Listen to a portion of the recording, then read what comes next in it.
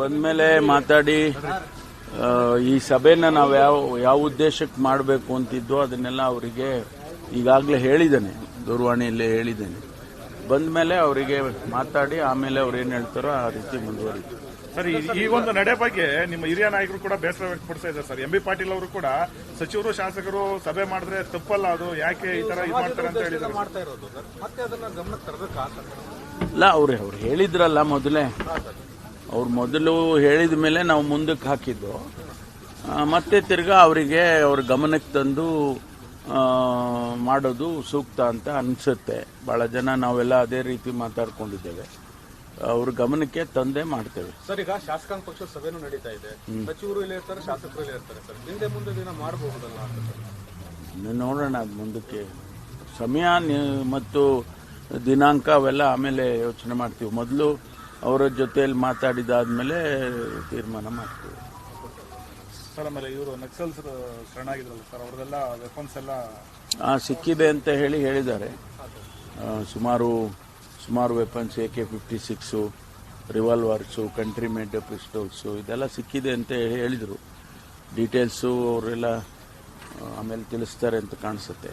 So the contractor association, sir, is saying that in this government we don't have a problem with the ministers, but MLAs are troubling us. Still they are asking money. Not just Congress, but all party MLAs are asking money is what they say. ಗೊತ್ತಿಲ್ಲ specific ಆಗಿ. If the contractors association tells us which MLA, all that, then we can definitely, if they are our party members, see there are MLAs from other parties also. It could be other parties.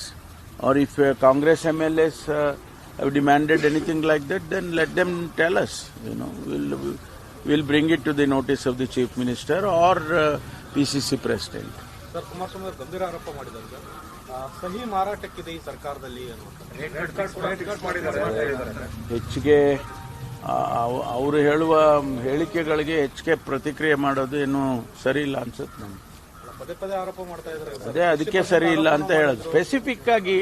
Specific ಆಗಿ ಹೇಳಿ ಈ ರೀತಿ ಇದೆ, ಈ ರೀತಿ ನನ್ನ ಹತ್ರ ದಾಖಲಾತಿ ಇದೆ ಅಥವಾ ನನ್ನ ಹತ್ರ ಮಾಹಿತಿ ಇದೆ, ಇಂಥವ್ರು ಮಾಡಿದ್ದಾರೆ ಅಂತ ಹೇಳಿದ್ರೆ ಅದಕ್ಕೇನಾದ್ರೂ ಗಮನ ಹರಿಸ್ಬೋದು. ಬಿಟ್ರೆ ಸುಮ್ಮನೆ ಗಾಳಿಯಲ್ಲಿ ಗುಂಡು ಹೊಡೆದ್ರೆ ನಾವೇನ್ ಮಾಡಕ್ಕಲ್ಲ.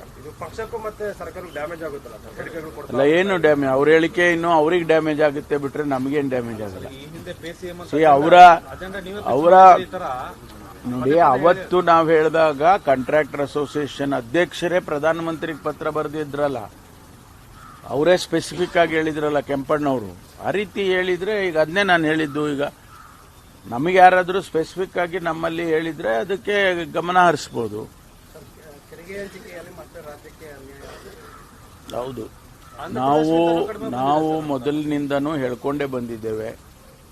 ಕರ್ನಾಟಕ GST ಕಟ್ಟೋದ್ರಲ್ಲಿ 2ನೇ ಸ್ಥಾನದಲ್ಲಿ ಇಡೀ ದೇಶದಲ್ಲಿ ಇದೆ. ಅದಕ್ಕೆ ಪ್ರಪೋರ್ಷನೇಟ್ ಆಗಿ ನಮಗೆ ಕೊಡಬೇಕು ಅಂತ ನಮ್ಮ ಡಿಮ್ಯಾಂಡ್ ಇಡೋದು. ನಾವು ಕೂಡ ಅಭಿವೃದ್ಧಿ ಆಗ್ಬೇಕಲ್ವಾ?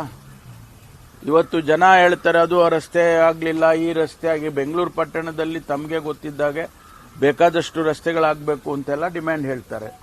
ನಮಗೆ ಕೇಂದ್ರ ಸರ್ಕಾರ ನಮ್ಮ ಟ್ಯಾಕ್ಸ್ ಹಣ ನಮ್ಗೆ ಕೊಟ್ರೆ ಅಭಿವೃದ್ಧಿಗೆ ಅದನ್ನೆಲ್ಲ ಉಪಯೋಗಿಸ್ತೀವಿ. ಅವ್ರ ಕಂಡೀಷನ್ ಹಾಕಿ ಕೊಡ್ಲಿ, this money has to be spent only on developments ಅಂತ ಬೇಕಾದ್ರೆ ಕಂಡೀಷನ್ ಹಾಕಿ ಕೊಡ್ಲಿ, ಕೊಡ್ಬೇಕಲ್ಲ. ನೋಡೋಣ, ನಮ್ಗೆ ಗೊತ್ತಿಲ್ಲ ಇನ್ನು ಅದ್ರ ಬಗ್ಗೆ ನಾವೇನು ಯೋಚನೆ ಮಾಡಿಲ್ಲ. ಅದ್ರ ಬಗ್ಗೆ ಮುಖ್ಯಮಂತ್ರಿಗಳು ಏನು ತೀರ್ಮಾನ ತಗೊಳ್ತಾರೆ. ಸರ್, ಈ ತಿಂಗಳಾಂತ್ಯದೊಳಗಡೆ KPCC ಅಧ್ಯಕ್ಷರ ಬದಲಾವಣೆ ಆಗುತ್ತೆ, ಹೊಸಬರು ಬರ್ತಾರೆ. ಗೊತ್ತಿಲ್ಲ, ಅದ್ರ ಬಗ್ಗೆ ನನಗೆ ಮಾಹಿತಿ ಇಲ್ಲ. ನನಗೆ ಯಾವ ಮಾಹಿತಿನೂ ಕೂಡ ಅದ್ರ ಬಗ್ಗೆ ಡೆಲ್ಲಿಯಿಂದ ಆಗಲಿ ಅಥವಾ ಇಲ್ಲಿಂದ ಆಗಲಿ ನಮ್ಗೆ ಯಾವುದೂ ಗೊತ್ತಿಲ್ಲ. ಅದಲ್ಲ. DK ಶಿವಕುಮಾರ್ ಅವರು 2 ವರ್ಷಕ್ಕೆ ಯಾಕೆ ಆಸೆ ಪಡ್ತಾ ಇದ್ದಾರೆ? 5 ವರ್ಷ 2028ಕ್ಕೆ CM ಆಗಲಿ ಅಂತ ಗೊತ್ತಿಲ್ಲಪ್ಪ ನನಗೆ ಅದೆಲ್ಲ. ಅವ್ರು ಅವ್ರವ್ರ ಹೇಳಿಕೆಗಳಿಗೆ ಅವ್ರು ಹೇಳಿರ್ತಾರೆ, ಅದಕ್ಕೆ ನಮ್ಮನ್ನ ಯಾಕೆ ಪ್ರತಿಕ್ರಿಯೆ ಕೇಳ್ತೀರಿ ನೀವು?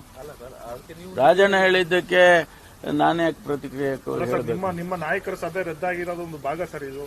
ಯಾವುದು? ಈ ತರ ಎಲ್ಲ ಮುಂದಿನ CM ಅದೆಲ್ಲ ಏನಿಲ್ಲ ನಮ್ಗೆ, ಅವೆಲ್ಲ ನಮ್ಗೆ ಭಾಗನೂ ಇಲ್ಲ, ಅದ್ರ ಬಗ್ಗೆ ನಾವು ಯೋಚನೆನೂ ಮಾಡಿಲ್ಲ.